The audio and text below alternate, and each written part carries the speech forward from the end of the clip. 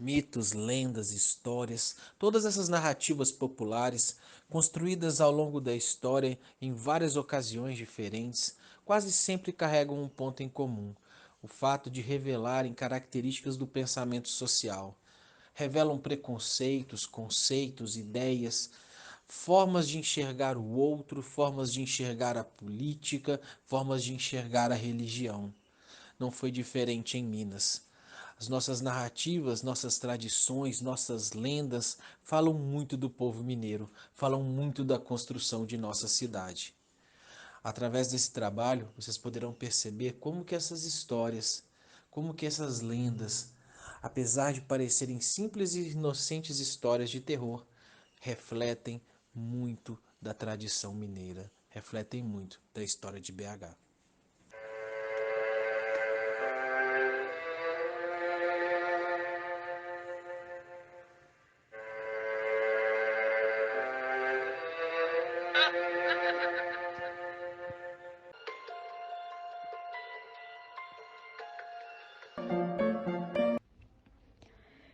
E o jovem estava indo para o baile, e ele chegou lá, então ele convidou uma bela moça para dançar com ele. Quando de repente o chapéu dele cai, e aí todos começam a correr para pegar ele.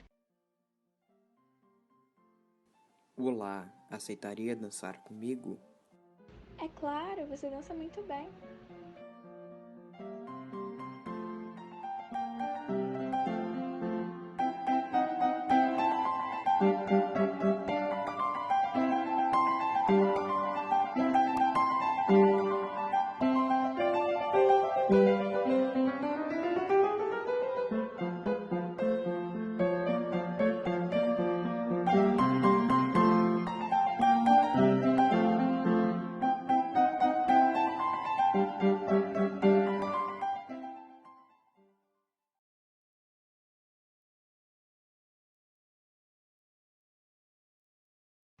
O que é isso? Não, não é o que você está pensando.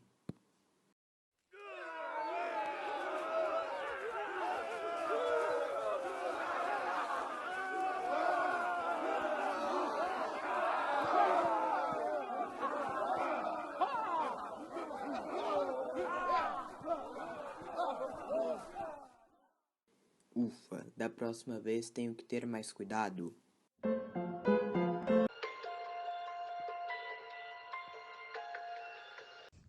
A loira do Bonfim era uma mulher de cabelos loiros e que se vestia totalmente de branco, e que andava pela rua do Bonfim em plenas 2 horas da manhã, e com a sua beleza conquistava os motoristas e pedia carona para voltar à sua casa. Os motoristas aceitaram seu pedido e levaram ela até a sua casa, mas quando mais perto do caminho da casa eles chegavam, mais eles se assustavam, porque estava perto do cemitério, e quando finalmente chegava no destino, a loira descia da entrada principal do cemitério e, para o desespero do motorista, ela tinha o poder de atravessar um muro. Se o pobre taxista sofresse do coração, ele caía duro lá mesmo. E por conta dessa mulher que vagava em plena madrugada na época, acabou fazendo com que muitas pessoas não quisessem trabalhar perto do local nesse horário, por todos os relatos já contados, que foi dado o nome da loira do Bonfim.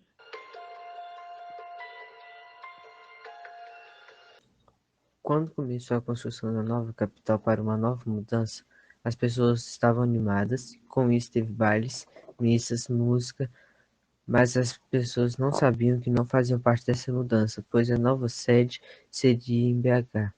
Em um local desprovido de árvores e vegetações, havia uma casa que era da senhora Maria Papuda. Ela possuía uma doença que causava o aumento do volume da glândula tireoide. Ela era considerada a curandeira do Curral del Rei. Em sua casa, eles decidiram construir a sede do governo. E Maria Papuda rejeitou de todas as formas e não queria que eles construíssem lá em sua casa. E falou que só ia ser tirada de lá à força. E os policiais militares retiraram ela da casa à força. Porém, ela jogou uma praga na casa e que todos os governadores que ali habitassem não terminariam o mandato e seriam sucessivamente interrompidos por terríveis acontecimentos. Realmente, alguns políticos não terminaram seu mandato. Por exemplo, Silviano Brandão, em 1902, e João Pinheiro, em 1908, que morreu dentro do prédio. Também temos o caso de Itamar Franco, que afirma que o fantasma realmente existe. Ele também fala que é muito comum portas se abrirem sozinhas durante reuniões. Temendo a maldição, Juscelino Kubitschek ordenou a construção da nova casa oficial, o Palácio das Mangabeiras. Israel Pinheiro ordenou a demolição do Palácio da Liberdade na década de 70, mas não obteve resultado. Tancredo Neves também temia a praga de Maria Papuda, então recusou-se permanecer no palácio após as 18 horas. A história da travesti cearense, apesar de nascido no Ceará, Cintura Fina fez história em Belo Horizonte, Minas Gerais, e foi amplamente retratada pelo noticiário entre as décadas de 50 e 80. Era muito conhecida nos arredores da Boêmia, dos bairros Bonfim e Lagoinha. A mulher era negra, de 1,74 de altura, cintura fina, era imponente, alvo de constantes agressões da polícia. Foi presença contínua em delegacias devido ao hábito de resistir e reagir a abusos numa época na qual o preconceito era ainda mais forte do que agora. Para se defender, usava uma navalha, o que lhe rendeu 11 inquéritos policiais por furto e lesão corporal.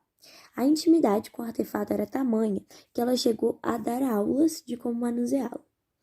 Sempre dedicada a resolver problemas sociais e de conforto junto à população mais vulnerável, nascida em 1933, Cintura Fina morreu aos 62 anos, na cidade mineira de Uberaba, onde passou os últimos 15 anos de sua vida.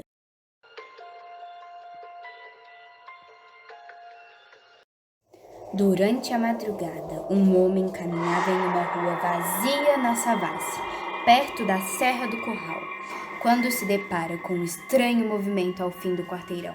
Ao caminhar durante mais alguns minutos, ele se depara com uma moça fantasma, descrita como branca, loga e fria. Ele observa a moça durante um tempo e percebe que ela estava atrás de um amor que se perdeu. Quando os primeiros raios de sol começam a aparecer no céu, o fantasma simplesmente desaparece, deixando um mistério no ar.